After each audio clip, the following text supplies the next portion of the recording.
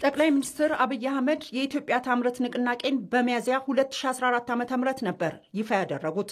ንቅናቄው በሀገር ውስጥ ተኪ ምርትንና አምራቾችን በማበረታታት የምርት ተደራሽነትን ከማስፋት በተጨማሪ ሀገሪቱ ከውጭ የምታስገባቸውን ምርቶች በማስቀረት ረገድ ከፍተኛ አስተዋጽኦ እያበረከተም ይገኛል።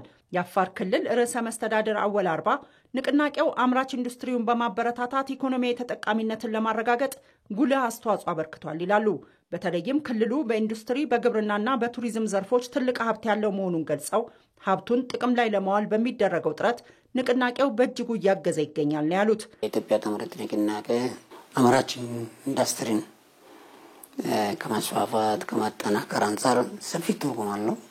ወሳኝ የምንላቸው ከ6 በላይ ኢንዱስትሪ ያልነበሩበት ሁኔታ ነው የነበረው። ፋብሪካዎች ያልነበሩበት ሁኔታ ነው የነበረው። እንደ ክልል በኢንዱስትሪም በግብርናም በቱሪዝም ዘርፍ ትልቅ ፖቴንሻል አለ እንደ ክልል። በቅርቡ ወደ 10 የሚሆኑ ከኢትዮጵያ ታምርት ንቅናቄ ጋር ተያይዞ በቅርቡ በክልላችን በቃ የምናደርገው መድረክ ጋር ያይዘን ወደ 10 ፋብሪካዎች የሚመረቁበት ሁኔታ አለ። ከተኪ ምርት አኳያም ክልሉ ያለውን የጨው ሀብት ወደ ጥቅም በመቀየር ከውጭ ገባ የነበረውን የጨው ምርት ሙሉ ለሙሉ መተካት እንደተቻለም ርዕሰ መስተዳድሩ አረጋግጠዋል።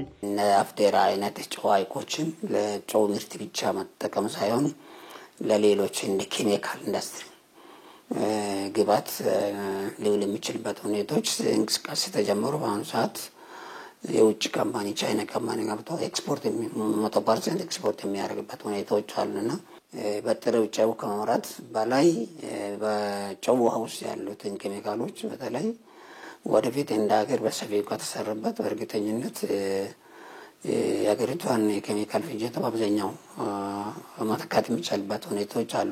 ኢትዮጵያ ታምርት ንቅናቄ ቀደም ሲል በክልሉ የማይመረቱ ምርቶችንና እምቅ ሀብቶችን ለመለየት እድል ስለመፍጠሩም አንስተዋል። እንግዲህ አምራች ኢንዱስትሪ ዘርፍ ብቻውን አይደለም የቆመው፣ ከሌሎች ዘርፎች ጋር ትስስርም ቅንጅትም ይጠይቃል።